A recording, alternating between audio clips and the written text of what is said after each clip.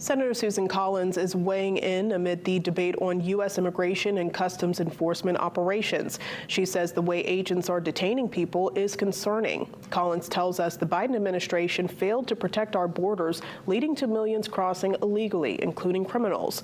She credits the Trump administration on getting a handle on crossings, but she says some ICE tactics are questionable and inappropriate. They're targeting the wrong individuals. I do want to say that I have great respect for law enforcement, including ICE and Customs and Border Patrol, but I think the directions that they were given were causing a lot of fear in our state among people who were claiming asylum and waiting for their cases to be heard by immigration judges.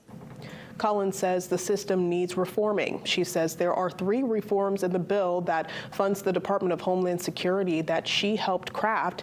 One is to provide funding so body-worn cameras are mandated for ICE agents to wear.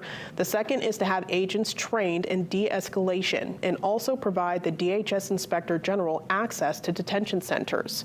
We'll have more on this later on WABC.